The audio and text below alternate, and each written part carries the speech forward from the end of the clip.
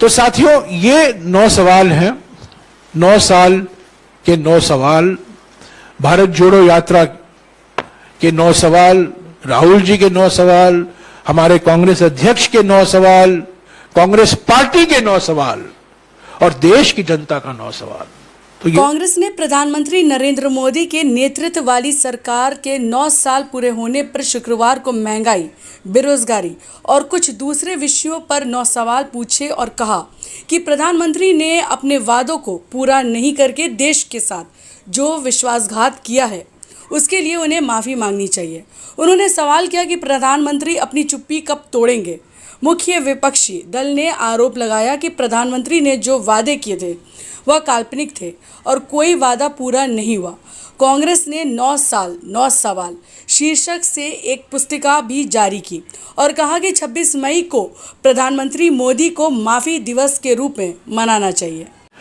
मैं ये 9 सवाल अब गिनूंगा, दोहराऊंगा और यही मांग करूंगा कि ये 9 सवालों पर प्रधानमंत्री अपनी चुप्पी तोड़े।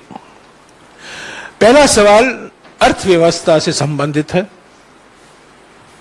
हम लोग सब जानते हैं कि हमारी देश पीड़ित है महंगाई से, बढ़ती हुई बेरोजगारी से, नोटबंदी से, पहला नोटबंदी, दूसरा नोटबंदी।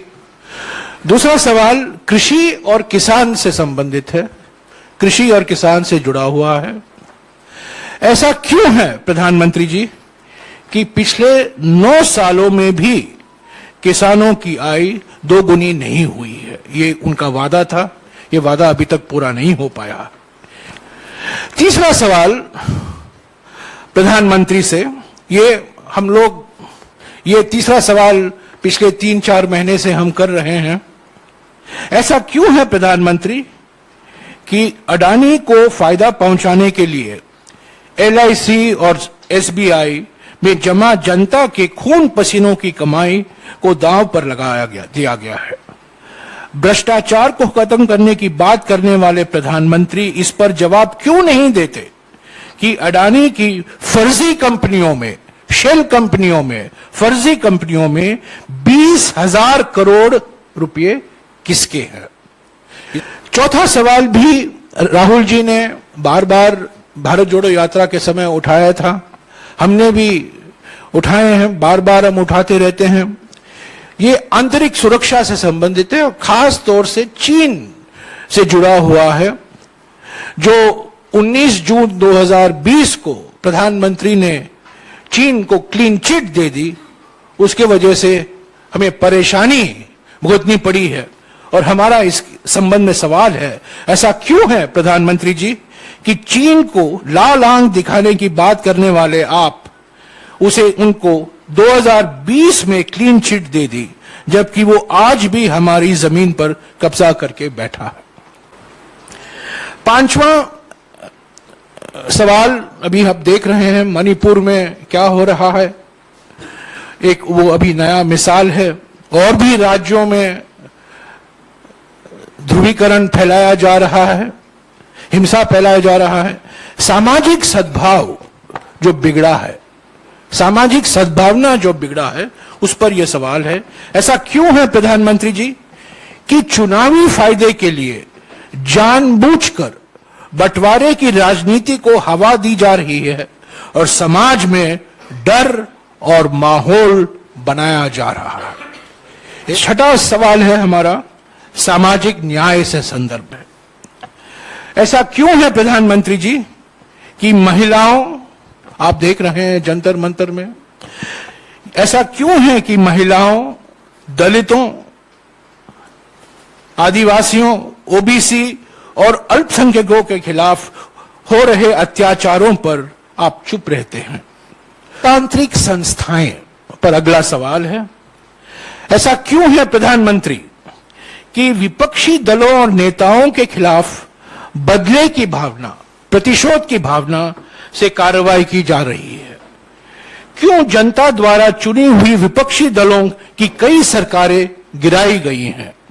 पिछले 9 सालों में संवैधानिक और लोकतांत्रिक संस्थाओं को क्यों कमजोर किया जा रहा है? 8वां सवाल, जन कल्याण की योजनाएं, मिसाल के तौर से महात्मा गांधी नरेगा है। ऐसा क्यों है प्रधानमंत्री कि बजट में कटौती करके मनरेगा जैसे जन कल्याण की योजनाओं को कमजोर किया गया है?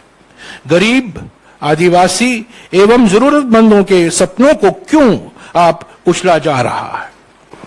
और हमारा अंतिम सवाल, प्रधानमंत्री को हम याद दिलाना चाहते हैं, कोरोना मिसमैनेजमेंट आज हम भूल गए हैं, पर एक समय था कोरोना महामारी से सारा देश पीड़ित था।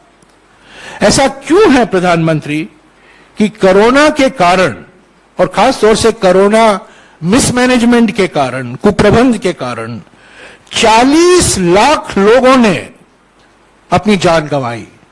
40 लाख लोगों की मौत के बाद भी उनके परिवारों को मुआवजा देने से मना कर दिया गया। क्यों अचानक लॉकडाउन करके लाखों कामगार साथियों के घर जाने के लिए मजबूर किया गया और उन्हें उनके हाल पर छोड़ दिया गया? बंगाल हेल्पिंग हैंड ट्रस्ट एक सामाजिक संस्था है और इसके फाउंडर शेख जुल्फिकार अली हमेशा लोगों के भलाई के लिए जमीनी स्तर से जुड़े हुए काम करते हैं। ये संस्था लोगों के जरूरतों को पूरा करने के लिए हर वक्त तैयार रहता है।